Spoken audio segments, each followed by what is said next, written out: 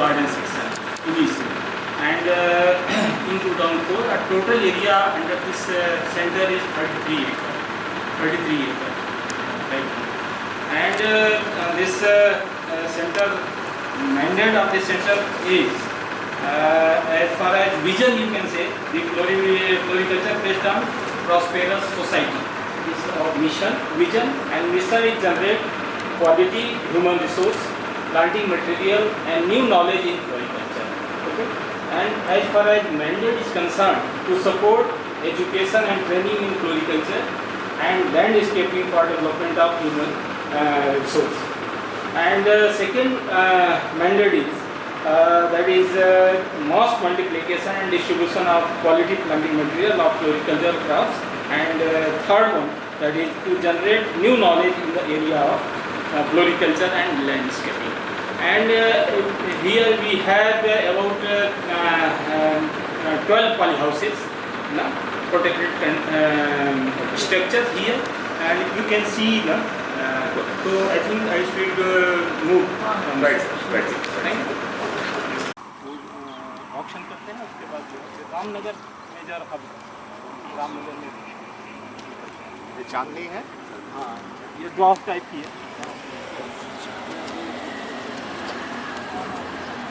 Management mat बोलते हैं। ये बेसिकली जो है एक तो ये स्लिपरी से इसको मतलब साफ रहना चाहिए। हाँ, लेकिन ये जो है ना इस समय देखिए बारिश हो रही है, लेकिन इससे काफ़ी इजी होता है मैनेज करना, क्योंकि इसमें वीड्स जो है ना कुछ मोथे होते हुए वही आते हैं मोस्टली जो है। जहाँ जगह मिलेगी वहीं आएगा, बाकी हाँ, बाकी जो है ये सेटनेट हाउस है हमारा, जो आपको पता ही है। तो इसमें हम लोग मटीरियल अभी ईयर जो है अंदर 50,000 प्लांट मटीरियल को कटिंग ये तैयार करते हैं। 3 से 4 लाख करीब हमारे सीडलिंग्स तैयार हैं, और करीब एनुअल्स करीब 1 क्विंटल्स के इस साल ही हमने डिपार्टमेंट ऑफ हॉर्टिकल्चर को करीब 60 kg मेरी गोल्ड का जो पूसा नारंगी बेदार है उसका जो है हमने सीड प्रोड्यूस करके उनको दिया है। पिछले साल हमने NSC को दिया था, उनको जो एनुअल्स होते हैं। विशेषकर हमारा जो इसमें है समर्स में थोड़ा सा टफ होता है फिर प्रोसेसिंग का, लेकिन विंटर्स में बहुत अच्छा है। विंटर्स में अगर आप देखेंगे पूरा करीब 35 एनुअल्स हमारे नोटिफिकेशन उपलब्ध हो जाता है, लोग आते हैं और उससे हमारा सीख यहाँ ये मानिए रहती है कि जो ट्रांसफर हाउस है रेजिडेंसी का देहरादून में भी और नैनीताल में भी, वहाँ के अभी ऑर्नामेंटिंग के लिए आप ही लोगों को कंसल्ट किया जाता है। लेकिन एक्सपर्ट ऑफ कई बार यहाँ से भी हो जाते हैं। जी चलो, हाँ इसमें किसी को भी भेज दो तो बात ले जाएगा।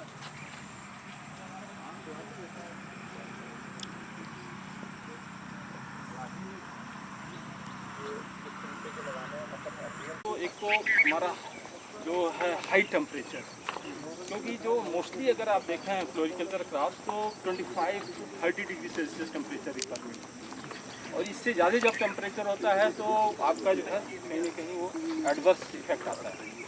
तो नॉर्थ इंडिया में ओवरऑल आप देखें पुणे और बेंगलोर इसीलिए अच्छा होता है कि वहाँ पे जो हाँ ये सनफ्लावर ऑर्नामेंटल हाँ सर सनफ्लावर जी जीनिया लगा हुआ था। हाँ जीनिया स्टार्टिंग में था। ये जैसे हमारा येलो वैरायटी, और विधानचंद ने वहीं से लोकल सिलेक्शन करके उसको डेवलप, विधानचंद मेरीगोल्ड 1। तो ये जो है देखिए अच्छा, जबकि कई बार हार्वेस्टिंग हो चुकी है लेकिन अभी भी जो है इसमें है। और दूसरा एक तो बहुत प्रभाव करता है, बालकन वाले वही गुलाबी वाली वैरायटी रह गई है, फुलमैटिंग बोलते हैं उनको बालकन बोलते हैं। लेवेंडर है, लेकिन हमारा एक सेंटर है medicinal aromatic development research centre है MRDC का, तो वहाँ पे जो है मेडिसिनल का वहाँ पे कलेक्शन है। हमारे पास केवल ऑर्नामेंटल है। तो वैसे प्रकार के हायर चीज़ में करते हैं क्या लेवेंडर? हाँ करते हैं, कुछ एरिया में जो है करते हैं। हाँ कमर्शियल करते हैं। और आजकल हमको लग रहा है उसको टी में भी वो करते हैं कि टी में मेडिसिनल प्रॉपर्टीज हाँ, तो टी में जो है ना जो मेडिसिनल टी कर सकते हैं, या ये हमारा जरबेरा है इधर।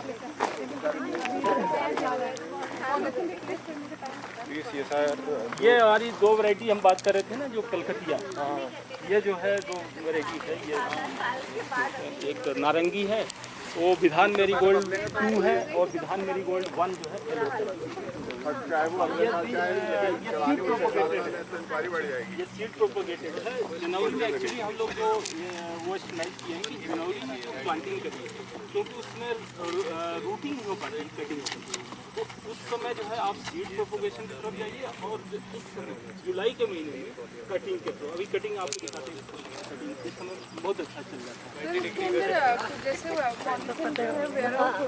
तो उसका इम्पैक्ट नहीं पड़ता? नहीं, नेचुरली पड़ेगा, ये रिकमेंडेड नहीं है।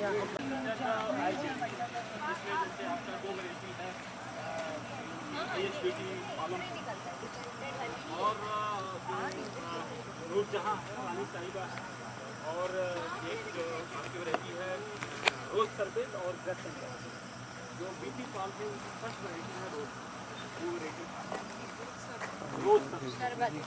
तो वो जो फार्मर्स के लिए यूज फ्लावर के लिए, जैसे गार्लैंडिंग के लिए या वर्सिटिंग के लिए, वो भी मार्केट में काफ़ी देते हैं। उस वैरायटी को आयल के लिए हम नहीं प्रेफर उसको करते हैं। आयल के लिए बेस्ट जो है हमारा, जो आपने नाम सुना होगा हाथरस का, हाथरस जो आयन एक गाँव है वहाँ पे, और मोस्टली उस गांव में इसी वैरायटी को नूरजहां को वो करते हैं, प्रेफर करते हैं। हाँ, वहाँ पे लोकल माइक्रो क्लाइमेट जो है ना, उसका इम्पैक्ट बहुत है। कन्नौज में भी हाँ, कन्नौज तो खैर, कन्नौज में वो करते हैं उसको, कन्नौज में इसको करते हैं रानी साहिबा को। रानी साहिबा जो प्रेफर करते हैं रोज वाटर के लिए, और रोज आयल जो है वो इसको नूरजहां को। तो और वैरायटीज तो जो है, बहुत ज़्यादा मुझे वेरिएशन नहीं लगा दोनों।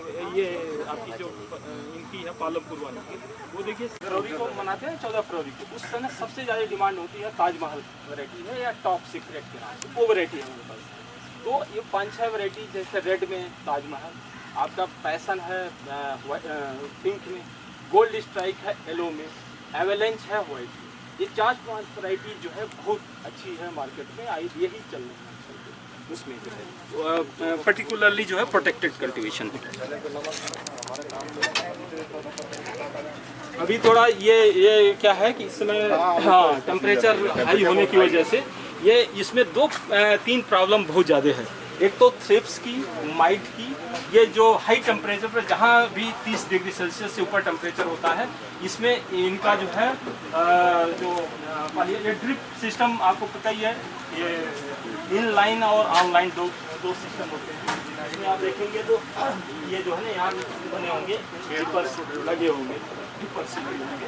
फिर अभी थोड़ा सा इस समय ये हमारा लीन पीरियड कर सकते हैं कि जो है, जैसे ये है गोल्ड स्ट्राइक है येलो। हाँ, ये कवरिंग मटेरियल जो है हमारा 2-3 तरह हम यूज़ करते हैं। एक तो प्लास्टिक करते हैं, एक जो है हमारा वो होता है क्या नाम, पॉलीकार्बोनेट होता है, एक डबल्ड होता है, सिंगल होता है। तो ये पॉलीथीन है, सर इसके अंदर जैसे है ना, ये ड्रिपर्स क्लॉग नहीं होते क्या? नहीं होते हैं, उसको बीच बीच में आपको जो है वो करना पड़ता है, क्लीनिंग करना पड़ता है। ठीक है, तो कंटिन्यूस प्रोसेस है, और आपको करना पड़ता है। और इसमें चूँकि इस चीज़ की प्रॉब्लम है सर, इलेक्ट्रिसिटी, तो हमने क्या है कि इसको वो थोड़ा ग्रेविटेशनल से ऊपर टैंक रख दिया, उससे जो है आ जाता है। हाँ, लेकिन मशीन चला देते हैं, उससे फोर्सली साफ भी हो जाता है, साफ भी हो जाता है। ये दोनों इसमें जो ये वीड्स वाला जो इशू है, हाँ, उसका क्या है? ये तो मैनुअल है। इसीलिए आप कहते हैं ना कि फ्लोरिकल्चरल क्रॉप जो हाईली इंटेंसिव क्रॉप है, मतलब labour intensive you can say, कि बहुत ज़्यादा जो है इसमें लेबर की ज़रूरत है। क्योंकि वीडिसाइड हम धान गेहूँ हैं, उसमें वीडिसाइड हमने जो है स्प्रे किया, कंट्रोल हो गया अभी। लेकिन इसमें जो है मोस्टली जो है आप या तो पॉलीथीन से हमने यूज किया है, पॉलीथीन जो है जो मल्चिंग के लिए, मल्चिंग से करके काफ़ी हद तक हमने उसको रिड्यूस किया है लेबर। लेकिन और कोई इसमें, क्योंकि देखिए मालिक्यूल भी डेवलप करते हैं इंडस्ट्री वाले, तो वो देखते हैं सेल कितनी है। अगर वो सेल उनका प्रॉफिटेबल लगता है तभी वो मालिक्यूल उसके लिए डेवलप करते हैं। और जो मालिक्यूल हमारा वीड्स वगैरह के लिए है वो यहाँ एग्जैक्ट काम नहीं करता है, वो जो क्योंकि सेलेक्टिव होना चाहिए ना क्रॉप के लिए, और वो जो हमारा उसके लिए इफेक्टिव नहीं होता, तो इसलिए हमारी फ्लोरिकल्चर क्रॉप में उतनी डिमांड भी नहीं है।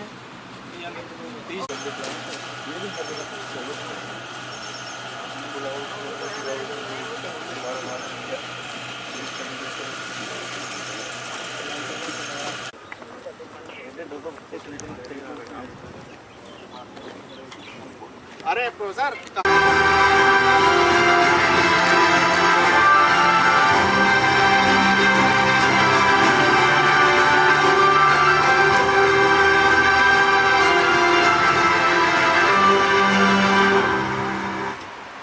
बहुत सुंदर।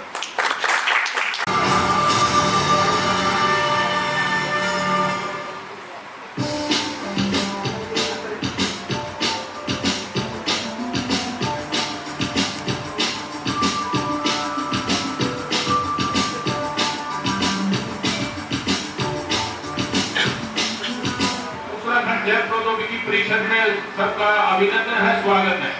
इस इवेंट के लिए सभी प्रतिभागियों को मैं धन्यवाद भी देना चाहता हूं और उनको शुभकामनाएं भी देना चाहता हूं कि आप सभी जो बीज कमंडल है उसको बनाने की शुरुआत करें।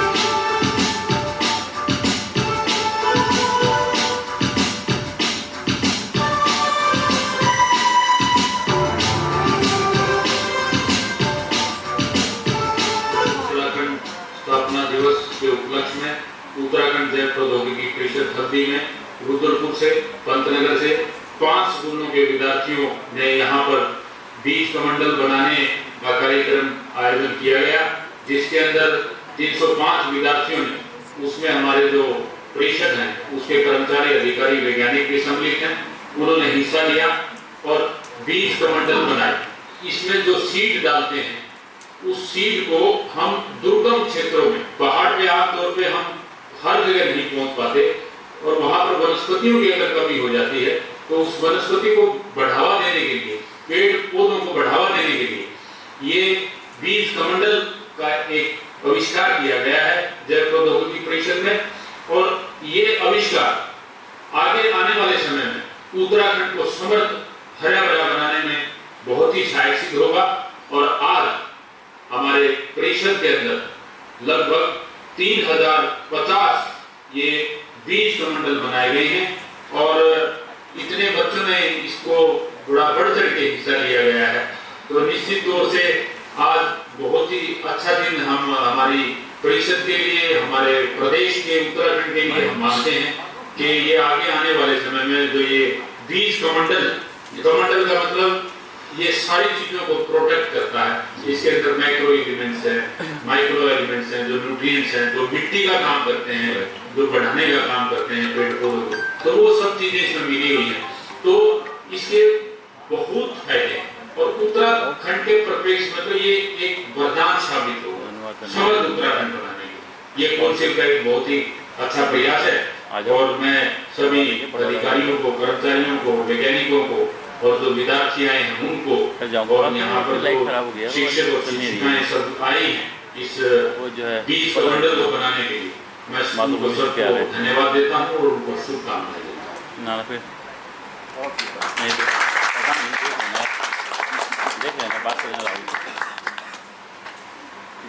जैसे रोजगार को बढ़ावा दिया जा सके, उसके अलावा कुछ चीज़ें जैसे आपको इसमें नहीं दिखाई गई, हमारे वहाँ पूरे प्रदेश में प्रोजेक्ट सैंक्शन किए जाते हैं।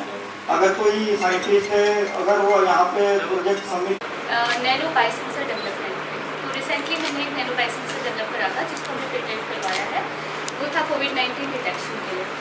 तो इसी तरीके से जो भी और भी हेल्थ डिजीजेज, जो हेल्थ रिलेटेड डिजीजेज रहती है ह्यूमन हेल्थ में, बेसिकली मैं काम करती हूँ।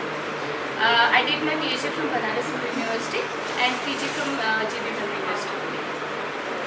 तो नैनो बायोटेक्नोलॉजी पे अब जो मैं वर्क कर रही हूँ, अभी ऑनगोइंग वर्क है मेरा, वो है नैनो फर्टिलाइज़र पे। तो इसीलिए जो मेरा वर्क, ये जो आपकी कोर्स है वो मेरे से रिलेटेड इसीलिए क्योंकि मुझे बायोसेंसर्स प्लस फर्टिलाइजर्स और इस पे देखना था। तो हम फर्टिलाइज़र पे हम क्या कर रहे हैं, नैनो पार्टिकल मिक्स करके जो पार्थेनियम आपने सुना होगा गाजर घास के बारे में, तो गाजर घास को हम कंपोस्ट खाद बनाते हैं उसकी, प्लस उसी के नैनो पार्टिकल ग्रीन सिंथेसिस से करके उसमें मिक्स करके हमने एक कंपोस्ट खाद बनाई है। तो अभी उस पर हमारा काम चल रहा है। और इसके अलावा हम और भी फील्ड्स में करते हैं, क्योंकि मॉलिकुलर बायोलॉजी अगर ट्रेनिंग आपको करनी है, बेसिक टेक्निक्स जितनी रहती है मॉलिकुलर की, बेसिक से क्लोनिंग तक हम करवाते हैं। अभी हमने RT-PCR भी रिसेंटली परचेज किया है और उसके अलावा FTIR भी हमारा आने वाला है। तो हम फिर इन पे भी डेमोस्ट्रेशन वगैरह इसकी भी करेंगे और CRISPR Cas टेक्नोलॉजी भी कुछ टाइम बाद हम लोग अभी एक वर्कशॉप कराएंगे। डॉक्टर 6 को 4 बजे हम लोगों ने वहीं पर CABM में ही में बहुत माइन्यूट सीड्स हैं, उसमें जो भी मोस्ट ऑफ जितने सीड हैं सारे वो लीफी निकल रही हैं, ब्रॉड लीफ वाले हैं या फ्रूट्स प्लांट्स हैं, उसको लिया गया है। और मोस्टली हम जो हमारा कवर करते हैं हिल्स वाला एरिया कवर करते हैं, हम नहीं पहुंच पाते, हाँ फेंक देते हैं। अब जैसे सीड बॉल का भी बीच में चला था, सीड इसमें थोड़ा सा ऐसा है कि बॉल जैसा हम लोग फेंकते हैं तो रोल आउट होकर नीचे आती है, कलेक्शन नीचे का रहता है। इसमें क्या है कि एक तो स्पीड आपको बहुत देर होगी, बहुत दूर तक चल सकता है। सेकेंड, जहाँ जाएगा वहीं पर स्टिक हो जाएगा, क्योंकि ये रोल आउट नहीं होता है।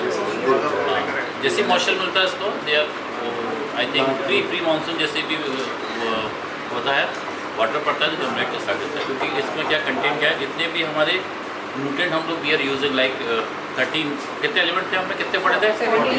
14 पढ़े थे, 17 पढ़े थे, 17 थे, 17 है एसेंशियल है, 17 है उसमें 14 कर रहे हैं। तो जितने भी 14 एलिमेंट्स है, तो 14 एलिमेंट्स हम लोग यहाँ भी यूज़ करते हैं प्लांट टिश्यू कल्चर में, जैसे कहते हैं MS मीडिया।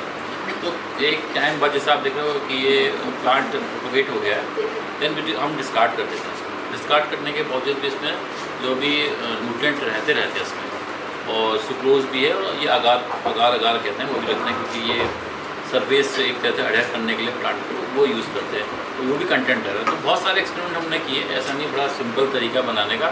इसमें कॉम्बिनेशन किए हमने, किस कॉम्बिनेशन में, इसमें शुगर भी है, तो शुगर में कोई फंगल नहीं आ रहा है, ज़्यादा स्ट्रॉन्ग बॉन्डिंग किसमें आ रही है, सब देखा, करीब 20-25 लगाए। तो उसके बाद फिर फाइनली फिर हमें ये मिला, इसमें इजीली डिजोल्व हो जाता है वाटर। आप करेंगे देखेंगे वाटर डिजोल्व जल्दी हो जाएगा, फंगस नहीं आती है इसमें, क्योंकि शुगर है। और इसमें फिर हमने पूरा 1 डे इसमें फुल नाइट उसमें रखा, सनलाइट में रखा, फिर ये हार्ड भी हो गया, और इससे कोई भी इंसेक्ट, कोई बर्ड्स इसे वो नहीं कर सकते, तोड़ भी नहीं सकती है। और जैसे ही वाटर मिलेगा ये डिजोल्व हो जाएगा। ये टेक्निक है। सर, इसका material clay and MS media basis है। और आपने पढ़ा ग्रोथ हार्मोन, आपने कब पढ़ा था? तो we are using some growth hormones like auxin and cytokinin होते हैं। Auxin for shooting and cytokinin for rooting. तो फर्स्ट हम लोग क्या करते हैं, शूटिंग हार्मोन्स यूज़ करते हैं, जैसे साइटोकाइनिन, जैसे BAP बोला था, BAP हमने यूज, तो वी आर यूजिंग BAP। जो BAP करें, अभी आप देखिए, सब देखो इसमें शूटिंग है इसमें, तो लार्ज नंबर ऑफ आपको प्लांट्स मिलेंगे। Then when cut in small pieces, मतलब इस पर नोड होनी चाहिए नीचे, लाइक ये देखें बहुत सारे मल्टीप्लाई प्लांट्स हैं, बंच है, तो सिग्नल्स को कट करके फिर डालते हैं हम हार्मोन्स में, रूटिंग हार्मोन्स, जैसे ऑक्सीजन डालते हैं, तो रूट फॉर्मेशन हो जाता है। तो रूटिंग यदि छोटे हो जाएगी तो फिर एक्नोटाइज कर देते हैं बाहर। तो ये मेथड है प्लांट टिश्यू कल्चर का, और इसका एक बेनिफिट बहुत अच्छा है कि आप किसी भी सीजन में आप इसे मिलियंस ऑफ प्लांट प्रोपोगेट कर सकते हैं for one cell, million of plant, कोई किसी भी प्लांट, चाहे वुडी प्लांट हो, हर्ब हो, शर्ब हो। रिसेंटली आप देखिएगा कि अभी बनाना पे बड़ा अच्छा काम चल रहा है। बनाना पे हर साल नया प्लांट मतलब प्रोपोगेट करते हैं। ये नहीं कि पुराना ओल्ड है उसी पे चल रहा है ना, ये उन्हें क्वांटिटी चाहिए तो हर साल उस प्लांट को डिस्ट्रॉय करते हैं जो लगे फील्ड में, फिर नया प्लांट प्रोपोगेट करते हैं। वो टिश्यू कल्चर से आई थिंक एक प्लांट का रेट 15 या 18 रुपीज़ है, तो उसकी मार्केटिंग बहुत अच्छी है। और हम लोग यहाँ पे कहते हैं we are working on kiwi fruits. Kiwi आपको पता होगा बेसिकली न्यूजीलैंड की क्रॉप है, बट जो उसका एटमॉस्फेयर है, जो उसका जो उसकी मतलब जो भी टेम्परेचर, ह्यूमिडिटी और एल्टीट्यूड है वो सेम हमारे उत्तराखंड की है। तो हम लोग क्या करते हैं, जो वैराइटीज़ है 4 वैरायटी होती हैं हैवर्ड की, कीवी की, ब्लू नो, एलिसन और वैरायटी है। तो हम लोग काम कर रहे हैं हैवर्ड में, टॉप मोस्ट वैरायटी है जो अच्छी होती है। आप जब भी देखते हैं मार्केट में जितना फ्रूट्स होता है उसका, तो हैवर्ड वैरायटी हो। और इसलिए इम्पोर्टेंट है क्योंकि हमारे हिल्स में क्या है, जैसे कि जितने भी बंदर और सूअर बड़ा अटैक करते हैं और कोई फसल हो नहीं रही आजकल, तो ये टिश्यू कल्चर के थ्रू हम लोग प्लांट प्रोपोगेट कर रहे हैं और ये फार्मर्स को भी देते हैं हम लोग। तो इसका एक फ़ायदा है कि एक बंदर भी हाथ लगा देंगे, क्योंकि ये थोड़ा सा इसमें एक हाथ में एक इचिंग टाइप की होती है, तो एक कांटे होते हैं, तो हाथ लगाते तो इचिंग टाइप की होती है। और इसकी सेल्फ लाइफ लगभग 4 मंथ होती है। यदि आपने दिसंबर में उसको हम तोड़ लेते हैं तो उसके बाद फिर हम उसको रखते हैं, स्टोरेज रख सकते हैं 4 से 5 मंथ, तो इसकी इतनी लॉन्ग है। और आप देखेंगे मई जून में इसके रेट बहुत हाई हो जाते हैं, क्योंकि उसमें डेंगू या कोई बीमारी आती गर्मियों में, तो इसका स्टोरेज कैपेसिटी बहुत अच्छी है।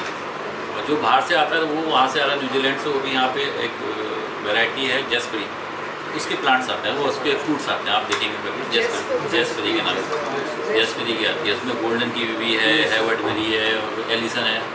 तो वो वैराइटीज़ हमारे इंडिया में आ रही, पर उत्तराखंड में अभी बहुत से फार्मर्स इस चीज़ से अवेलेबल है कि ये प्रोपोगेट करना चाहिए और अच्छा करें काम इसका। और रेट सबसे महंगा फ्रूट आप देखेंगे, आप 60 या 80 रुपीज़ का प्राइस है इसका मिनिमम। ऐसा कोई फ्रूट नहीं है जिसका 200 ग्राम का कोई फ्रूट है उसका रेट 50 था। आप मैंगो ले लीजिए, मैंगो कितना बैठा है उसको 50 आता है, वो केजीज़ में आता है, एप्पल भी केजीज़ में आता है। और एक ऐसा सिंगल फ्रूट है जो सिंगल उसका प्राइस है वो 60 से स्टार्ट होता है, 80 तक पहुँचता है। ड्रैगन 100 रुपीज़ का, 100 रुपीज़ का घटता है। हाँ, उसमें एक ये है कि वो हिल्स में नहीं हो सकता है और उसकी सेल्फ लाइफ कम है। गोल्डन वगैरह कहते हैं इसकी, ड्रैगन फ्रूट की स्टोरेज नहीं कर सकते ज़्यादा और अटैक करते हैं, मंकीज बहुत अटैक करते हैं। हम लोग मेन है कि मंकी अटैक ना करे क्रॉप पर, तो हिल्स के लिए बहुत अच्छा है। और ये भी एल्टीट्यूड वाइज है, जो कीवी की वैरायटी है वो करीब 1200 से लेकर 2500 मीटर तक की अलग वैराइटीज़ हैं। तो कोई आप 1200 पे कर सकते हैं, 1500 पे अलग वैरायटी कर सकते हैं, 2000 पे और अप टू 2000 पे अलग अलग वैरायटी हम ग्रो कर सकते हैं। तो उससे फ़ायदा है कि जो किसान है जिसका लोअर एल्टीट्यूड है वहाँ भी प्लांट ग्रो कर सकता है, हायर वाला तो अच्छा कर सकता है। बस क्वालिटी थोड़ी सी थोड़ा सा डिफरेंट होती है। ये नहीं है कि नीचे एल्टीट्यूड पर थोड़ी वैरायटी थोड़ी सी कम होती है, हाई एल्टीट्यूड पर थोड़ी सी अच्छी वैरायटी होती है। तो ये फर्क। इसके अलावा वी आर वर्किंग ऑन ये की क्या कहते हैं, तिमूर बोलते हैं पहाड़ों में, तिमूर का प्लांट आप लोग को पता होगा, इसकी बहुत मेडिसिनल प्रॉपर्टी है। तो ये मेरा PhD का वर्क भी है, PhD मेरी इसी पे थी प्रोपोगेशन स्टडी पे, तो मैं अभी भी इस पर काम कर रहा हूँ। और ये भी इकोनॉमी बहुत बढ़िया है क्योंकि ये इसमें जैसे मैं बायो फेंसिंग करनी, इसमें बेनिफिट है। इसका जो सीड है उसका सीड पेरिका, उसका आई थिंक प्राइस है 2000 रुपीज़ kg ऑयल मिलता है इसका। उसमें होता है linalool compound. Linalool compound basically use होता है जितने भी स्किन वाले स्किन केयर में यूज़ हो रहा है, टूथेक में यूज़ होता है। जितने भी आप पेस्ट देखेंगे उसमें साफ लिखा हुआ तिमुर लिखा हुआ या तोमर लिखा हुआ नाम। तो जितने भी टूथपेस्ट में है तो they are using this medicinal plant Zanthoxylum armatum timur, ये यूज़ करते हैं। तो उसका जो ऑयल होता है वो ऑयल कंटेंट में यूज़ करते हैं। आप पायरिया में यूज़ हो रहा है। इवन आपको कभी दर्द है इसमें हल्का सा आप लगा दीजिए सीड इसका, तो इमीडिएटली आपको मतलब कि उसे दर्द नहीं होगा, ना दर्द भी नहीं होगा। तो बहुत जितनी भी टूथेक की प्रॉब्लम में ये हेल्प करता है। तो और इसमें कांटे होते हैं, स्पाइन टाइप के होते हैं, तो कोई भी आपके बाउंड्री में एंटर नहीं कर सकता है। और अच्छे थॉर्न्स होते हैं, इतने बड़े थॉर्न्स होते हैं इसमें। और सीड भी इसका अच्छा है और एक बाउंड्री बन जाती है और आदमी इकोनॉमी भी बढ़ जाएगी। और जितने बैरल लैंड है वहाँ हो जाता है। ऐसा नहीं है कि हमें बहुत अच्छी लैंड चाहिए, तो बैरल लैंड में भी घरों में भी बिल्कुल लैंटाना का एक बहुत अच्छा ये रिप्लेसमेंट है, क्योंकि लैंटाना तो 1200 से लेकर और 2 मीटर तक 2000 मीटर तक आराम से प्रोपोगेट कर देते हैं। और एक चीज़ और है, जितने भी पहाड़ के लोग हैं वो क्या करते हैं कि इसका एक डंडा होता है अपने घर में डाल दें, मिलेगा आपको। हाँ, क्योंकि वो क्या करता है, जितनी भी स्पिरिचुअली बहुत हुआ है और निगेटिविटी वो करता है, और रखना भी चाहिए, अच्छा है वो। मेरे पास जो लगे डंडे से तो इसमें कहते हैं इसमें शिव का वास होता है। एग्जैक्टली ये शिव और शिव का वास होता है। कभी भी शादी होती है पहाड़ों में तो इसका यूज़ करते हैं, और क्योंकि इसमें भिक्षा एक होती है, सेरेमनी होती है, तो इसको लेकर सब जगह भिक्षा मांगते हैं। तो इसमें क्या कारण था कि इसकी कंडीशन होगी कि ये एंडेंजर्ड कैटेगरी में आ गया था, क्योंकि अब लगा लो साल भर कितनी शादियाँ होती है, लोगों ने काटा पर उसका प्रोपोगेशन बहुत दिक्कत है। सीड में बड़ी दिक्कत है इसकी, सीड इजीली प्रोपोगेट नहीं होता है। तो इसका प्रोटोकॉल मैंने डेवलप किया, सीड का भी, टिश्यू कल्चर का भी, ऑयल का भी, तो सारा काम मैंने कर दिया था। तो फाइनली अब ये है कि फार्मर्स को मैं टेक्निक दे रहा हूँ, एटलीस्ट उनकी कुछ अर्निंग। Any question? देखो आने से फ़ायदा हुआ, देखा ना क्या क्या काम हो रहा है और किस लेवल पे काम हो रहा है और कितने लोगों द्वारा हो रहा है। ये एक ऐसी यूनिट है जहाँ सिर्फ 3-4 ही साइंटिस्ट हैं, इससे ज़्यादा साइंटिस्ट नहीं है, लेकिन इनका कंट्रीब्यूशन बहुत बड़ा है। अब जैसे हाइड्रोपोनिक और टिश्यू कल्चर के सेम लगभग। हाँ, बेसिकली इसका जो कंपोनेंट है इसे कहते हैं कार्बन डाइऑक्साइड होता है 50%। तो जब हम लोग प्लांट लेके आते हैं, मॉडल कोई प्लांट लेके आते हैं, उसको वॉशिंग करते हैं, तो फंगीसाइड ये होता है, सिस्टमिक फंगीसाइड है। एक होता है कॉन्टैक्ट, होता है सिस्टमिक। तो सिस्टम यानी सिस्टम के अंदर जो फंगल या इंडोफाइटिक बैक्टीरिया है उसको किल करता है, तो हम लोग इसमें यूज़ करते हैं। बहुत से प्लांट्स होते हैं इंडोफाइटिक होते हैं, उसको किल करने का होता है। जब तक डिसइंफेक्शन क्लियर नहीं होगा तब तक वो प्लांट स्टेबल नहीं होगा। अभी हमारे यहाँ लगभग आई थिंक मतलब कि हर वीक आते हैं बच्चे, लगभग 10 स्टूडेंट हमारे पास हैं, तो लगभग हमने एक तक 500 स्टूडेंट ट्रेन कर दिए यहाँ पर। 6 मंथ की ट्रेनिंग, 45 और 30 डेज की ट्रेनिंग हमारी चलती है। इवन 15 यूनिवर्सिटी के बहुत सारे बच्चे आते हैं, उनका PhD काम होता है, वो भी यहाँ करते हैं। मॉलिक्यूलर है, प्लांट टिश्यू कल्चर है, तो ये हम लोग एक्टिविटी करवाते हैं। कोई लैब बना हुआ है तो कैसे अपने आप ऐसे नहीं बन गया कि उनका स्पेशलाइजेशन है। शासन द्वारा ये प्रस्तावित हुआ है कि यहाँ पे इतने लैब्स इस्टेब्लिश करने हैं, उसमें मॉलिक्यूलर का है, प्लांट टिश्यू कल्चर का है, बायोइन्फॉर्मेटिक्स का है, एनवायरमेंटल बायोटेक्नोलॉजी है, और कई ऐसे लैब्स हैं। उसमें हम लोगों ने 3-4 लैब इस्टेब्लिश कर लिया है। तो एनवायरमेंटल में जो हमारा मैंडेट है काम का, उस पर सॉइल का है, एयर का है और वाटर का है। तो बेसिकली हम अब तीनों को पहुँच चुके हैं। सबसे पहले शुरुआत हमने वाटर पे किया था, वाटर क्वालिटी पे, और उसका मॉलिक्यूलर कैरेक्टराइजेशन वगैरह जो PCR मशीन वगैरह से होती है। दूसरे पे सॉइल पे आ गए हैं। तो पहले क्या होता था, जो सॉइल का हम टेस्टिंग करते थे तो मैनुअली होता था, तो अगर 10 सैंपल हैं तो महीनों लग जाते थे। बट एक नया हाई मीडिया का भू विजन इंस्ट्रूमेंट आया हुआ है, विदिन आवर ये मतलब एक सैंपल कर देता है सर। और इसमें लगभग कितने ये पैरामीटर जो हमने कल सर ने बताया था, माइक्रो न्यूट्रिएंट और माइक्रो न्यूट्रिएंट, तो जो इतना हम तो करते ही हैं। मेन NPK है इस इंस्ट्रूमेंट, सल्फर भी होता है, और माइक्रो में ये सब कर रहे हैं। तो जो गोल्ड है ये अभी इसमें पैरामीटर्स नहीं है। इसके अलावा एक भू विजन दिखाना, भू परीक्षण नहीं भू परीक्षण, ये एक इंस्ट्रूमेंट है, इसमें 6 पैरामीटर होते हैं। ये IIT कानपुर ने इसे डेवलप किया है। तो AI बेस्ड है, जितना इस पर सैंपल्स होते रहते हैं उतना इस पर डेटा एनरोल होता है, और ये पोर्टेबल है, कहीं भी फील्ड में ले जाएंगे तो 6 पैरामीटर करेगा, और साथ में प्रिंट भी निकालता है। इसका प्रिंटर मेरे को कहाँ है, प्रिंट इसमें है। तो अगर वहाँ करेंगे पैरामीटर आएगा, तुरंत आएगा, तो ऑन स्पॉट हम इसकी रीडिंग भी ले सकते हैं। ब्लूटूथ से कनेक्ट होता है सर, इससे जैसी रीडिंग आएगी तो भी आप इससे ना यहाँ से स्लिप निकल जाती है इसकी। तो स्लिप से हम ये कर सकते हैं कि जो फार्मर्स के लिए जाते हैं हिल्स में, तो यहाँ लाना तो एक संभव नहीं है, तो वहाँ पर सर किसी की भी पोर्टेबल है अपना लेके चलेगा। जो बेसिकली वाटर वाला हमारा पैरामीटर है, उसमें जैसे पानी है, हम सिंपल ये देखते हैं, ऐसा लग रहा है जो हमारा भ्रम है कि पानी साफ है, पीने लायक है, बट ये भ्रम है हमारा। कोई ज़रूर नहीं कि ये पीने लायक है। इसमें हमारा जो BIS का पैरामीटर है उसके अकॉर्डिंग हम काम करते हैं। तो जो इसका pH से लेके TDS है, और हम लगभग 250 पैरामीटर्स इसके हैं, बट हम अपने वहाँ लगभग 30+ के आसपास पैरामीटर्स करते हैं। साथ में माइक्रो का भी इस पर एनालिसिस करते हैं। तो इसमें जो भी मतलब माइक्रो और मैक्रो न्यूट्रिएंट्स है उसका भी हम जांच करते हैं, क्योंकि सर ने बताया था उस दिन निमाली सर ने कि ये बहुत ही ज़रूरी है, बहुत ही कम अमाउंट में हुई है लेकिन इससे ज़रूरी है। लेकिन आजकल जो एक आप देखते होंगे आरओ में जो हर आदमी को कन्फ्यूजन रहता है कि आरओ लगाएं न लगाएं, उसका मेन कॉन्सेप्ट यही है, इसमें जो मेन कॉजिंग मतलब एलिमेंट है वो बैक्टीरिया है, वही डिजीज कॉज करता है। लेकिन और जो चीज़ें हैं लिमिट में है तो हमारे शरीर के लिए आवश्यक है, बट अगर वो लिमिट से कम है तो वही नुकसान करती हैं। तो आरओ में क्या करता है, टीडीएस तो कम कर देता है, तो टीडीएस के साथ साथ और भी हमारे माइक्रो और मैक्रो न्यूट्रिएंट्स फिल्टर्स हो जाते हैं जो कि हमें वो दिक्कत करते हैं। तो अगर हम इसे उबाल के पिए तो हमारी तराई का पानी ऐसा है कि जो कोई पैरामीटर्स कैल्शियम के अलावा और कोई चीज़ एक्स्ट्रा नहीं है, अगर उबाल के पीते हैं तो माइक्रो भी किल होंगे, साथ में कैल्शियम प्रेसिपिटेट होगा, वो पानी ज़्यादा बेटर होता है। तो ये हमारा जो BIS है उसके अकॉर्डिंग सारे पैरामीटर्स करते हैं। तो जो BIS में एक हमारा पैरामीटर है TDS, तो TDS आप देखेंगे जब गाँव में आते हैं तो TDS मीटर ऐसे दिखाते हैं और कहते हैं TDS देखिए 50 हो गया, यानी वो बताते हैं कि 50 हो गया तो बहुत बढ़िया पानी हो गया। लेकिन हमारा जो BIS कहता है वो 500 से 2000 TDS होना चाहिए, जबकि हमारे नॉर्मल पानी में भी नहीं आ रहा है आजकल, 200-250 आ रहा है नॉर्मली। अब बिस्लेरी का और केनले वगैरह का देखेंगे तो 60, 40, 50 आएंगे, यानी जो चीज़ हमें ज़रूरी वो चीज़ पानी से गायब है। तो यही आप देख रहे होंगे आजकल बिस्लेरी बनाता है मिनरल वाटर, तो मिनरल वाटर क्या करता है, BIS के अकॉर्डिंग काम करता है। अगर जो न्यूट्रिएंट माइक्रो न्यूट्रिएंट इसमें कम है फिर वो एक्स्ट्रा बाहर से डालता है और फिर उसको करता है। तो वो जो पीते होंगे पीले कैप का बिस्लेरी का आता है, तो इस पानी में उस पानी में बहुत अंतर टेस्ट में आता होगा। तो सेम चीज़ यही हम बच्चों से कराते हैं। और साथ में हमारे जो नेचुरल रिसोर्सेज हैं, रिवर्स हैं, लेक्स हैं, स्प्रिंग्स हैं, वहाँ के सैंपल्स लाते हैं और हम जांच करते हैं कि क्या अभी पीने लायक है नहीं है।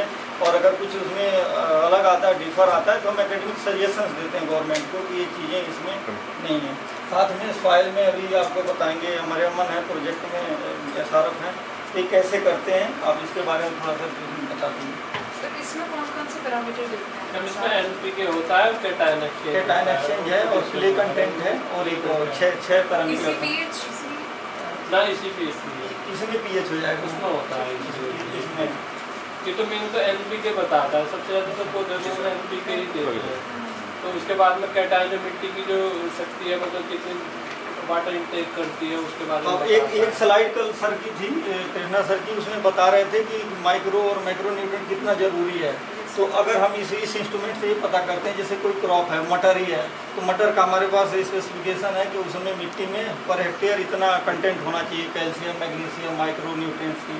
तो अगर उससे बोने से पहले मिट्टी की जांच अगर यहाँ करते हैं और उसका देखते हैं कि वो रिक्वायर्ड अमाउंट से कम है, तो वो चीज़ को रिकमेंड स्पेशली उस चीज़ को डालते हैं ताकि हमारी क्रॉप प्रोडक्टिविटी ज़्यादा हो सके।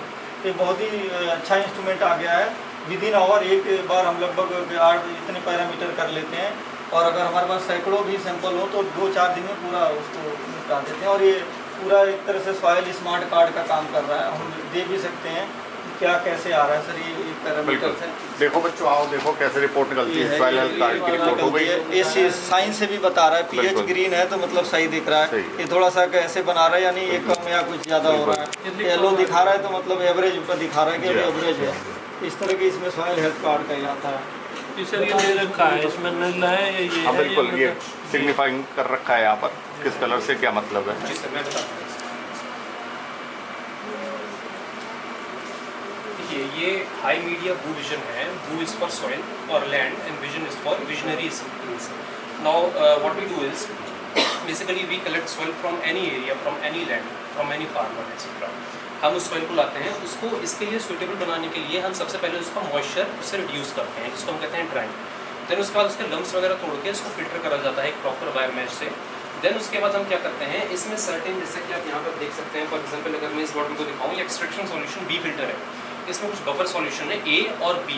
हम उस सॉइल को एक पर्टिकुलर क्वांटिटी में, फॉर एग्जांपल B के लिए हमें 20 ग्राम्स चाहिए, हम उसको नाप कर इसमें डालते हैं और buffer solution approximately half the water fill करके इसको डिजॉल्व कर लेते हैं। ऐसे ही एक्सट्रैक्शन सॉल्यूशन A है, देन एक ऑर्गेनिक कार्बन के लिए है, एंड देन एक EC इलेक्ट्रिकल कंडक्टिविटी और pH के लिए है। जब हमने ये कर लिया, ये फुली ऑटोमेटेड डिवाइस है। इसको हाई मीडिया और ICR in collaboration with Indian institute for rice research इन्होंने बनाया है। और इसमें क्या है, इसका बेसिकली फ़ायदा क्या है कि जैसे ये टैबलेट हमने इसको जीपीएस से कनेक्ट करा, जीपीएस से कनेक्ट करने के बाद हम इसको ब्लूटूथ से कनेक्ट करते हैं और ये फुली ऑटोमेटिक मीन्स ये खुद हमें इंस्ट्रक्शंस देता है कि अब फर्दर हमें आगे और क्या करना होगा।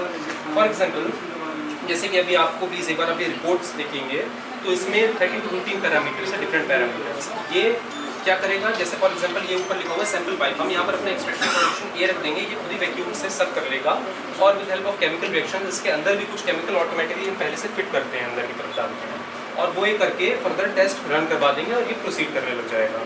जैसे जैसे टेस्ट प्रोसीड होंगे ये इसकी हमें स्टेटस देता जाएगा।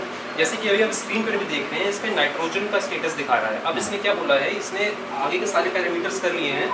अब नाइट्रोजन टेस्ट के लिए हमें क्या करना है, नाइट्रोजन टेस्ट के लिए हमें क्या करना पड़ता है कि इसमें थोड़ा सा अलग है। हम इसमें क्या करते हैं, एक्सट्रैक्शन सॉल्यूशन बी डालते हैं, देन उसके बाद अगर मैं आपको दिखाऊंगा ये नाइट्रोजन टेस्ट प्रिपरेशन के लिए ये इसमें टैबलेट्स हैं, नाइट्रोजन की टेस्टिंग टैबलेट्स। हम इसको ओपन करके इसका जो पाउडर फॉर्म है अंदर का ड्रग वो इसमें डालते हैं और एक ये सॉल्यूशन ए है, एक ये सॉल्यूशन बी है, हम इसको इसमें डाल के मिक्स कर देते हैं। जब ये बोलेगा कि आपको नाइट्रोजन का टेस्ट करना है, हम ये फनल हटा के इसमें डालेंगे, ये वाला जो सॉल्यूशन है पिंक सॉल्यूशन, देन इसके बाद हम इसमें डिस्टिल्ड वाटर डालेंगे, फर्दर ये नाइट्रोजन का प्रोसीड करने लग जाएगा। एट लास्ट क्या होता है, ऐसे करते करते सारे एलिमेंटल डिटेक्शन कर लेता है। एट लास्ट क्या करेगा कि आपको यहाँ पर प्रोब्स दिख रहे होंगे, पीसी का है, इलेक्ट्रिकल कंडक्टिविटी का है। ये जो है ये पीसी और इलेक्ट्रिकल कंडक्टिविटी का सॉल्यूशन कुछ नहीं, हम इसको डिप कर देंगे और ये विद इन 1 मिनट, 1 मिनट भी नहीं लगता है, उससे कम में ही ये उसका स्टेटस बता देता है कि कितना इसमें इलेक्ट्रिकल कंडक्टिविटी है, कितना इसमें पीएच है। लास्ट में क्या होता है, एक ऐसी रिपोर्ट जनरेट हो जाती है जिसको हम कहते हैं सॉइल हेल्थ कार्ड। कोई भी फार्मर अगर इस एरिया से आता है हमारी लैब में, कुछ चार्जेस हैं वो अपनी सॉइल देता है, वो हमें बताता है कि हमारी करंट क्रॉप कौन सी है, हमारी प्रीवियस क्रॉप कौन सी है और फ्यूचर में हम क्या इसमें लगाने वाले हैं। जब वो हमें ये बताएगा तो हम उसके अकॉर्डिंग इसमें पैरामीटर्स फिट करते हैं। बहुत सारी क्रॉप्स हैं इसमें, एम्पल क्रॉप्स। फॉर एग्जांपल इसमें आपको दिख रहा होगा सिलेक्टेड क्रॉप वीट है। अब वो फार्मर अपने खेत में वीट लगाएगा, उसके बाद क्या है, उसका कहाँ पर है जीपीएस की वो हमने निकाली है, प्लॉट कहाँ पर है, उसकी सॉइल का टाइप क्या है, देन उसके बाद हम उसको रन करवा देते हैं। ये तो हो गया एलिमेंटल डिटेक्शन। अब क्योंकि वीट क्रॉप वाइज सॉइल की डिफरेंट पैरामीटर्स, उसकी रिक्वायरमेंट्स अलग होती हैं हर एक क्रॉप की, तो वो क्या करेगा, जैसे फॉर एग्जांपल वीट है या फिर मेज है या फिर कोई भी क्रॉप है, कोई वेजिटेबल क्रॉप है, उसके अकॉर्डिंग इसे ट्रेस करेगा कि एलिमेंटल डिटेक्शन क्या ही है और किन चीज़ों की उसमें कमी है, किन चीज़ों की उसमें ज़्यादा है। तो उसके अकॉर्डिंग लास्ट में हमें एक रिकमेंडेशन भी दे देगा। फॉर एग्जांपल आपको यूरिया इस मात्रा में पर हेक्टेयर डालनी पड़ेगी या फिर आपको कोई और फर्टिलाइजर इस मात्रा में इसमें डालना पड़ेगा, इसकी वजह से प्रोडक्टिविटी उसकी अच्छी रहेगी। ऐसे सर हमारे यहाँ एक सॉइल पे काम होता है। सॉइल के लिए ये डिवाइस मैंने आपको बताया ही, हाई मीडिया पोजीशन। इसके अलावा ये क्योंकि पोर्टेबल नहीं है, हमें जाकर कलेक्ट करना पड़ेगा। अभी रिसेंटली आप ये देख सकते हैं हमारे पास सैंपल्स आए हैं। हाँ सैंपल्स हैं, ये देखिए आदि कैलाश कितना ज़्यादा ऑल्टीट्यूड पर है, वहाँ से सैंपल लेकर आए हैं। गूंजी विलेज, आदि कैलाश एंड पुटी विलेज, ये सारे पिथौरागढ़ डिस्ट्रिक्ट में है, वहाँ से ये तो सब वैसा एरिया है जी जी चाइना बॉर्डर वाला हाँ, एरिया वहीं से सैंपल्स लेके तो उनका भी हमने टेस्ट करा है।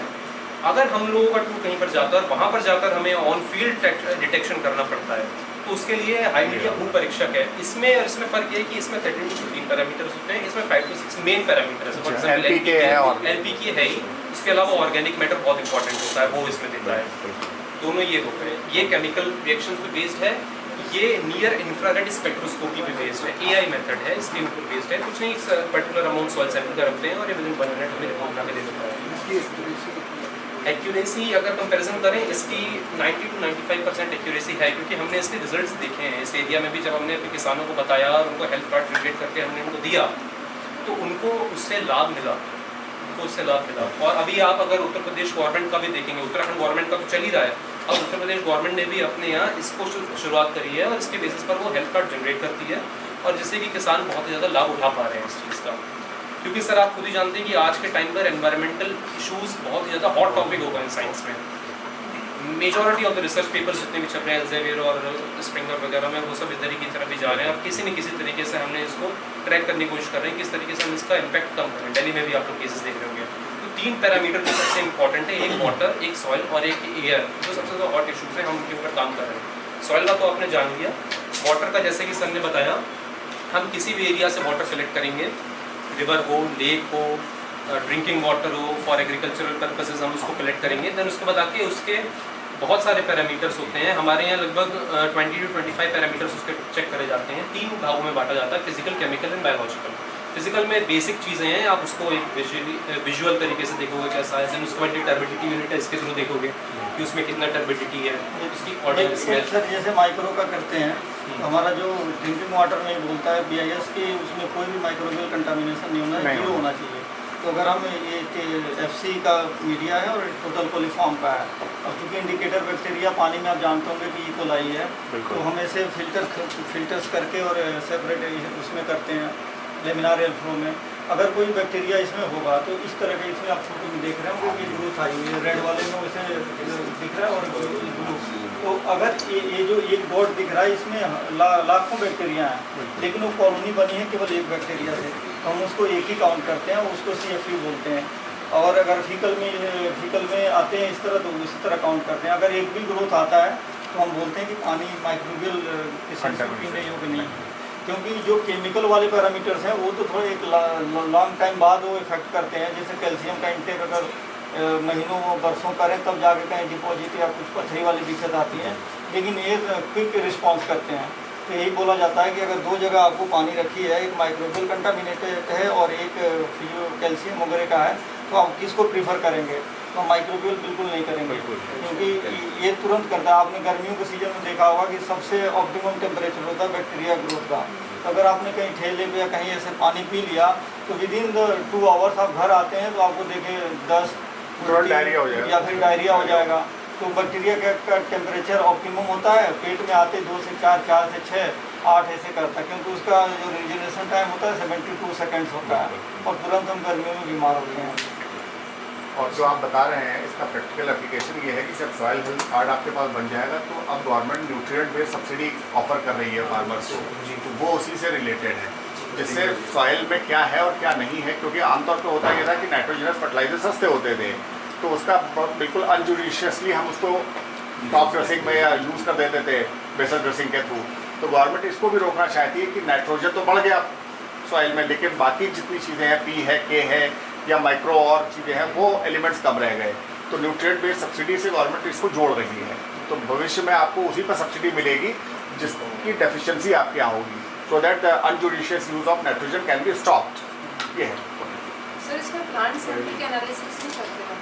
नहीं, प्लांट सैंपल्स के एनालिसिस नहीं होते हैं, इसका सॉइल के एनालिसिस। सॉइल प्लांट जो होता है न्यूट्रिएंट सॉइल से लेता है, soil is the most important part regarding agricultural productivity.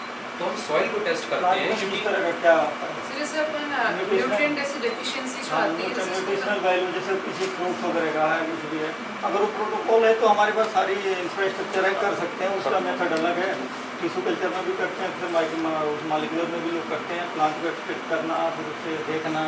क्योंकि जो सॉइल बॉन्ड डिजीज है, जैसे नेमाटोड्स का मामला है, तो अगर सॉइल को ही टेस्ट कर लिया हमने तो बहुत सारी सॉइल बॉन्ड डिजीजेस को भी हम, जैसे डॉक्टर साहब ने बताया, सिस्टेमिक भी होता है, कॉन्टेक्ट भी होता है, तो उसी हिसाब से फिर वाइवस्टीन डालना है या रूट ट्रीटमेंट क्या देना है वो उसी हिसाब से मैनेज कर लेते हैं। ठीक है sir, so kind of you, thank you very much. Thank you.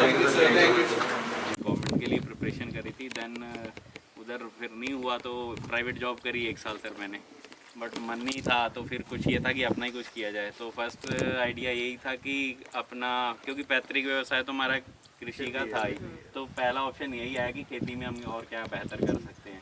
तो फिर एक्चुअली मैं जब मास्टर्स में भी था तब भी थोड़ा मैं वहाँ पे, जैसे हमारे सर किसानों के होते रहते हैं वहाँ मीटिंग्स वगैरह या सेमिनार्स वगैरह होते रहते हैं, तो मैंने वहाँ से भी थोड़ा ये पॉली हाउस का, तभी मेरे दिमाग में आइडिया आया था कि पॉली हाउस में हम मतलब ऑफ सीजन में खेती करके कुछ इसमें बेहतर कर सकते हैं। तो फिर इधर मैंने स्टार्ट करा, तो देन उसके बाद फिर एक से दो से ऐसे फिर और भी हैं यहाँ पे लगभग 10 से 12 किसान और भी हैं जो उसके बाद जुड़े हैं इस फील्ड में। हाँ जी सर। तो आप ओपिनियन लीडर हुए एक तरीके से यहाँ पर। नहीं नहीं देखिए, ये होता है, ये होता है। नहीं तो हम लोग तो ट्रेडिशनली खेती करते हैं, गन्ना है, गेहूँ है, धान है, लगा लिया। तो पॉली हाउस तक जाने के लिए एंटरप्राइजिंग होना पड़ता है, रिस्क टेकिंग कैपेसिटी होनी चाहिए आपकी। वेंचर होना, पैसा होना एक बात है, लेकिन वो एबिलिटी टू टेक रिस्क बड़ी इंपॉर्टेंट है। तो जब काम स्टार्ट किया था इसने पूरा रिस्क था, बिल्कुल रिस्क क्या होता है, पैसा तो लगना ही लगना है, बाकी रिस्क एक लाइफ का भी आगे चॉइस करने की, पढ़ के क्या करूंगा क्या नहीं करूंगा, ये दिमाग में टाइम पे सर ये था ना कि अगर मैं इधर आ रहा हूँ तो फुल एंड मतलब फुली फ्लैश इधर ही आना है मैंने, मतलब दूसरा ऑप्शन मैंने खत्म कर दिया एक तरीके से कि हालांकि बेटा इधर आ रहा था इस लाइन में, तो मैंने कहा इतना पढ़ाई लिखाई की, इतनी मतलब बाहर घूमा है, तो ये तो हम तो मिट्टी के साथ मिट्टी हो रहे, तू इसमें फिर क्यों मतलब करना चाहता है? लेकिन देखिए मेरा मन नहीं था, मेरा आपका पैसा स्वागत कर दिया इन्होंने सब बना तो किसी जॉब पे लग जाए या सरकारी जॉब पे लग जाए। पहले मतलब जब से ये पढ़ाई में रहा, छोटे मतलब चौथी पाँचवीं था, तो उसी के बाद मैंने घर की तरफ इसने मुड़ के नहीं देखा। मैंने बुलाया भी नहीं है कि बेटा था। मुझे खेती की नॉलेज भी नहीं थी, दोनों बेटियां पढ़ा के शादी करवा दी, बेटा पढ़ता रहा। इसको मैंने घर की तरफ नहीं, मतलब काम की तरफ नहीं खींचा। घर में एक नौकर रखा था, उसके साथ काम जितना था खेती बाड़ी का करता था। लेकिन ये है कि इनको पढ़ाई के पीछे भी मतलब पहले बीटेक वहाँ से करके आया जलंधर से, फिर एमटेक यहाँ से की पंतनगर से। तो अपना जितना सेवक त्याग किया, फिर जब बेटा घर पे आया उधर से लॉकडाउन भी लग गया था, इसकी वजह से नौकरी वगैरह का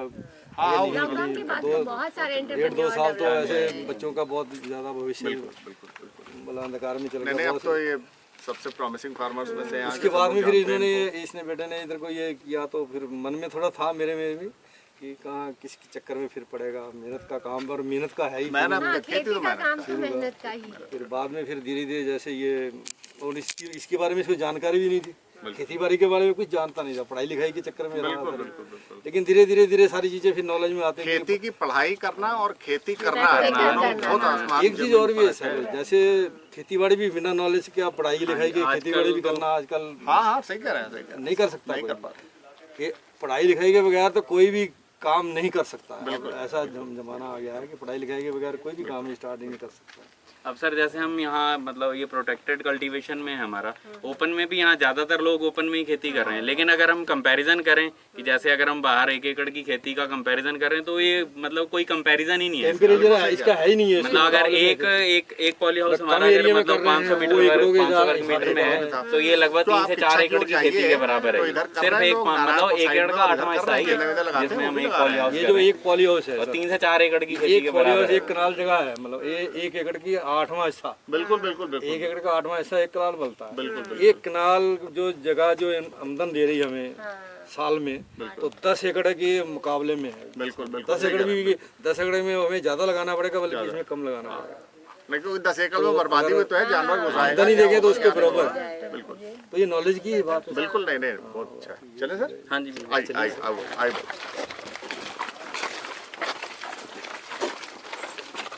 तो मौसम के हिसाब से ना, गर्मियों के मौसम में 4-5 दिन के अकॉर्डिंग मौसम मिलेगा तो यहाँ पे भी प्रोडक्शन हमारी बहुत ज्यादा हो जाती है। 5 दिन मतलब इवन फरवरी मार्च अप्रैल में प्रोडक्शन बहुत ज्यादा होती है।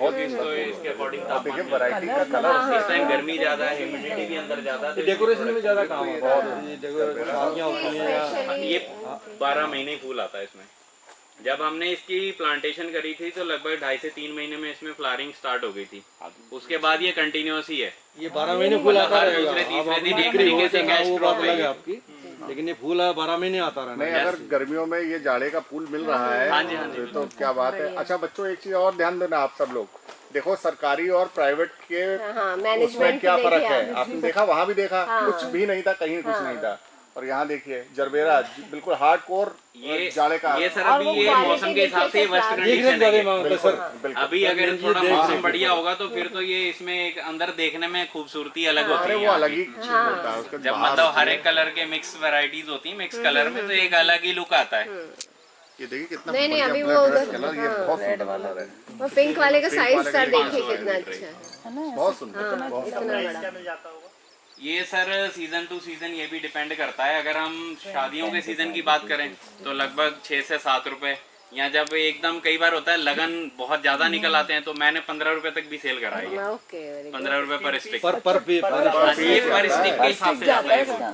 10 स्टिक का 4-5 रुपए तो 4-5 पूरे साल का मार्केट एक्चुअली सर हर एक शहर में इसका मेन यूज जो है वो वेडिंग सीजन है। मतलब जहाँ पे डेकोरेशन में तो हर शहर में वेडिंग जो वो है पैलेस वगैरह है, तो डिमांड हर शहर में है। सर्दियों में भी ज्यादा, मतलब हाँ जी, यहाँ जैसे जो लोकल वेंडर होते हैं बुके वगैरह जो सप्लाई करते हैं शहरों में, उनसे डिमांड आ जाती है। इसमें जैसे है ना, आपने बोला विंटर सीजन क्रॉप है वैसे जनरली, तो यहाँ टेम्परेचर कैसे मेंटेन करते हैं? मैम टेम्परेचर वैसे ऐसा नहीं है कि विंटर सीजन ही है ये, मतलब उस टाइम पे कुछ टाइम पीरियड ऐसा है जिसमें इसका प्रोडक्शन हाई हो जाता है। जैसे फरवरी के बाद मार्च अप्रैल जो बसंत ऋतु हम बोलते हैं हम बाहर भी देखते हैं, बाहर भी पेड़ पौधों पे नए पत्ते आने शुरू हो जाते हैं, उस टाइम पे इसका प्रोडक्शन मैक्सिमम रहता है। प्रोडक्शन अभी भी है, विंटर में भी रहेगा इसका, लेकिन ये कि इस टाइम थोड़ा कम हो जाएगा क्योंकि इसको इसके अकॉर्डिंग टेम्परेचर मिल ये वाला जो पीरियड होता है ना, ज्यादातर लीन पीरियड कहा हाँ जी, जाता है, हाँ जी। मतलब हर जगह आपको मतलब कम वेजिटेशन इसके लिए लगभग 25 से 35 डिग्री जो है वो तापमान चाहिए इसको। देखो इंसान को भी देखो सर्दियों में कितनी भूख लगती है, हजम भी हो जाता है, और गर्मियों में वो हजम नहीं कर पाता। तो ये चीज़ है, वातावरण के ऊपर भी सारी चीजें होती हैं। सबसे पहला ये आप ले आए ये ग्रीन 4 साल पहले उसने स्टार्ट करा था। तो ऐसा भी इसमें जो बेस्ट जो सीजन लगाने की अगर प्लांटेशन की बात करें, या तो आजकल के सीजन में लगाओ इसको अगस्त सितंबर में, या फिर विंटर क्रॉस होने के बाद जो हमारा मार्च अप्रैल जो बसंत ऋतु वाला टाइम आता है, उस टाइम में अगर इसका किया जाए तो वो बेस्ट पीरियड है इसके लिए प्लांटेशन के लिए। ये लगभग 6,10,000 का है ये। हाँ जी, हाँ जी 500 वर्ग मीटर। ये हमारा कुछ सब्सिडी बेस्ड है, जो एक्चुअल कॉस्ट है मैं वो आपको बता जी जी क्योंकि ये तो सब्सिडाइज्ड आप बता रहे हैं, सब्सिडाइज्ड ज़्यादा है। बहुत सुंदर, बहुत कितना एरिया होगा ये 500 वर्ग मीटर। और सर ये 4,000 1 एकड़ में 4,000 मीटर स्क्वायर होते हैं, और ये 500 मीटर मतलब 1 एकड़, ये 8वां हिस्सा है 1 एकड़ का।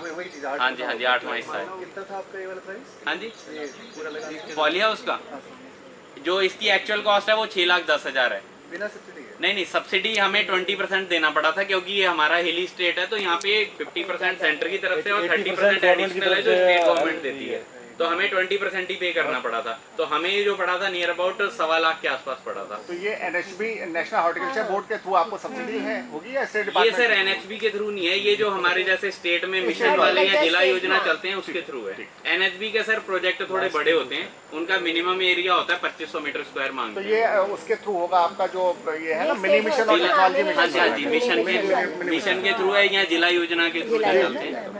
सर हाँ जी जो ये आपकी टेक्नोलॉजी हॉर्टिकल्चर टेक्नोलॉजी मिशन कहते हैं। अपने किस मतलब किस अकॉर्डिंग ऑपरेट होते हैं जनरली? मैम वैसे इसकी इसमें ज़्यादा जरूरत पड़ती नहीं है हमें, वैसे तो ये ह्यूमिडिटी को कंट्रोल करने के लिए अंदर, जैसे अभी हुमस हो रही है, इसको थोड़ा तो लेकिन इसका थोड़ा ये है कि 15% चला देते हैं, मतलब नेगेटिव इफेक्ट है इसके, इसलिए हम इसको यूज नहीं करते। ये होता है कि 15 क्योंकि इसको ऑपरेट करने का एक सिस्टम है कि आप लगातार इसको चला नहीं सकते, कुछ इंटरवल में चलाना और बंद करना होता है। कभी जैसे और लगातार चलाने के लिए फिर इलेक्ट्रिसिटी भी उस हिसाब से होनी चाहिए, तो वरना इसमें हीट स्ट्रोक की गर्मी में जा रहे हैं, फिर एसी में भिड़ रहे हैं, फिर गर्मी में जा रहे हैं, फिर एसी बढ़िया है। वो हीट चीज शॉक लग सकता है, हीट शॉक। हाँ जी वो इसलिए वो उसको चलाते नहीं है, ऐसे मेंटेन रहता है, कोई दिक्कत नहीं है। नहीं, ठीक है।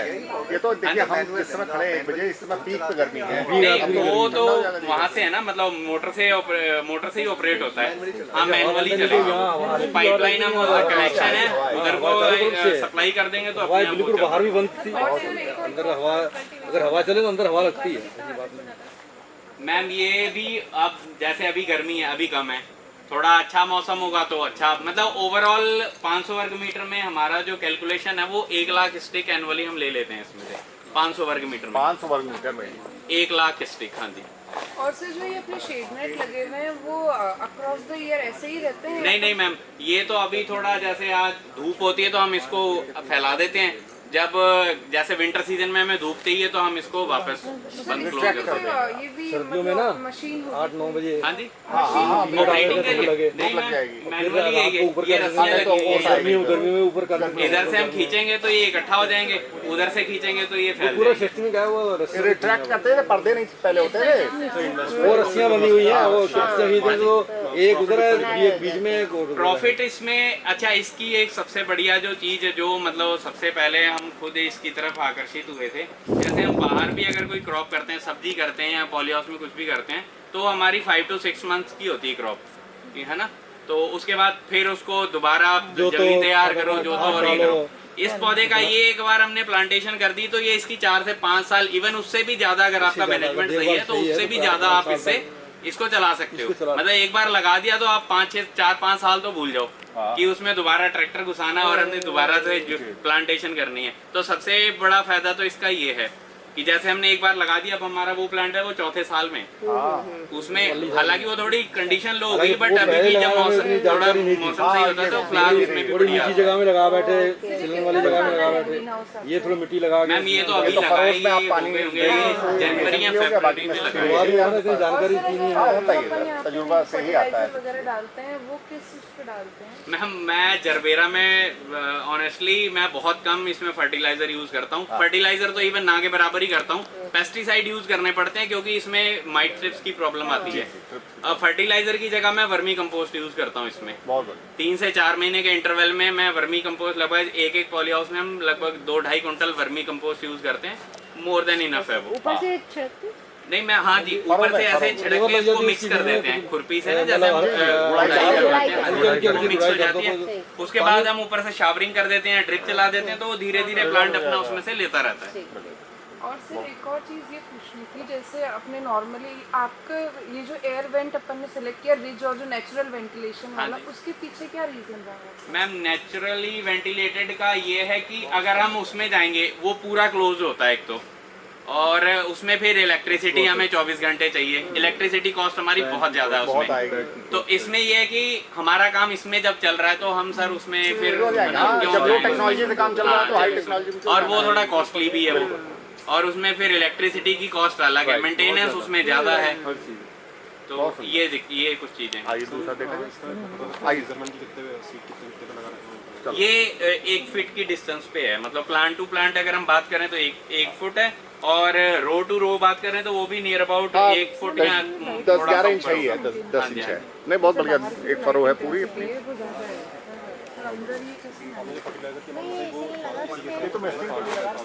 हाँ 500 में हाँ आए होंगे। डॉक्टर राजेश है समय ज्वाइंट डायरेक्टर वहाँ, हमारे अच्छे मित्र भी हैं, तो कोई दिक्कत नहीं, आप जब चाहो तो चाहो आ सकते हैं। आइए आगे को हाँ जी। ये सर अभी हमने सेटअप लगाया है, अभी 2-3 महीने में। इसमें हम प्रॉपर बड़ी फिश पे नहीं जा रहे, हम छोटी फिश को ही थोड़ा बड़ा करके किसानों को ही सेल करेंगे। हाँ जी वो आगे फर्दर रेयरिंग के लिए। हाँ जी एक्चुअली इसमें पंगास है जो हमने छोड़ी है ना, तो ये सर विंटर में हम इसको मतलब बाहर तालाब में नहीं हो सकती। तो कॉन्सेप्ट हमने ये वाला और ये वाला मिक्स कर दिया कि अभी इसको हम ऊपर से कवर कर देंगे ताकि और हमारे यहाँ क्या है वाटर लेवल थोड़ा अच्छा है, तो जाड़े में या अपना ठंड में क्या है मतलब अपने आप पानी आता है बोरिंग में। तो प्रॉपर इसमें पानी लगातार कंटिन्यूस फ्लो रहेगा ताकि 20 से 25 डिग्री पानी का तापमान उससे गिरे ना, और इसको कवर करेंगे ताकि थोड़ा विंटर में हमारा बचा रहे। एक तरीके से आपके पास नेचुरल आर्टिजन है। हाँ जी हाँ जी हाँ जी हाँ जी। की वजह से पानी जो है, क्योंकि हमारा जो ग्राउंड वाटर है, डीप वाटर जो है वो लगभग रहता है 25 डिग्री के आसपास रहता है वो। तो ये फिर हमने कुछ एक चीज है प्रॉब्लम, ब्रीडिंग की प्रॉब्लम है इसमें। हाँ जी ब्रीडिंग सर यहाँ पॉसिबल नहीं है, वो कलकत्ता साइड हाँ उधर से ही आता है, लेकिन अब प्रॉब्लम है इसमें। अब सर हो गई स्टार्ट यहाँ पे भी। अभी डाला ला करके डॉक्टर राजेश हैं ज्वाइंट डायरेक्टर। अच्छा वो पंगास पे ही काम है पूरा। अच्छा अभी आइए पन्नगर में, पन्नगर में ही, तो मैं पर्चे करा दूंगा आपको। ठीक सर ठीक। बड़ा अच्छा काम है, बड़े अच्छे साइंटिस्ट भी हैं। ओके तो मांगुर है, हाँ जी, कतला है, रोहू है, अच्छा, और पंगास का अभी लाया है। तो इसकी ब्रीडिंग में थोड़ा डिफरेंट अभी सर यहाँ अपने एरिया में पंगास का भी अब लोगों में थोड़ा हो रहा है इसका। पहले तो आईएमसी पे थे लोग, लेकिन अब पंगास की तरफ भी शिफ्ट हो रहे हैं, और बड़ी महंगी जाती है पंगास।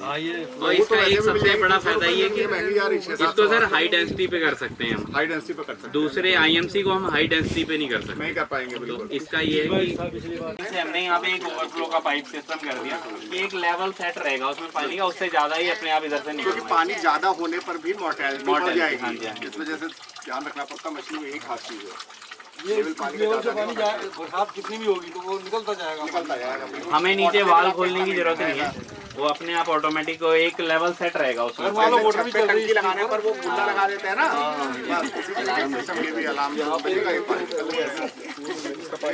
अगर मान लो मोटर भी चल रही है, ये यार दूसरे क्योंकि इसमें ना नाइट्रोबैक्टीरिया, मिट्टी में क्या होता है, पॉन्ड में क्या होता है, मिट्टी में सॉइल में हमारे नाइट्रोबैक्टीरिया होते हैं जो अमोनिया को नाइट्रोजन में कन्वर्ट करते रहते हैं। यहाँ पे तो सॉइल लेस है यहाँ काम, तो अगर हम पानी चेंज नहीं करेंगे तो हमारा अमोनिया की मात्रा ज़्यादा हो जाएगी, उससे फिर मोर्टेलिटी ज़्यादा होगी। तो इसलिए इस समय में चेंज होता है इसका पानी 2-3 दिन।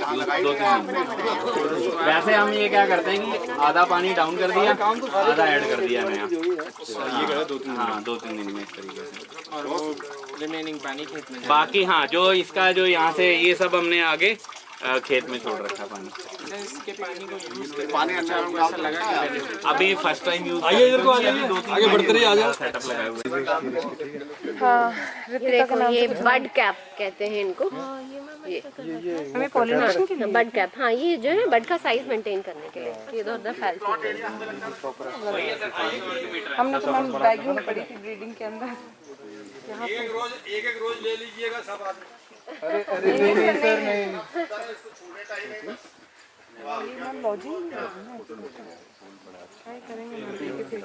ये डच रोज इसको बोलते हैं वैसे, और इसकी वैरायटी का नाम मैं भूल रहा हूँ, टॉप सीक्रेट।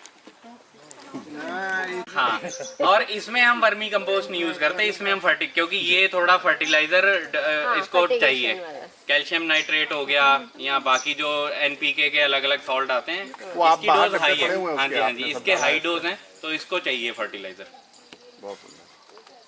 आप तो फ्लोरिकल्चर डिपार्टमेंट से ही हैं मैम, जो है ना? हाँ ओके ओके, हाँ हॉर्टिकल्चर में फ्लोरिकल्चर से ही है। ठीक मैम।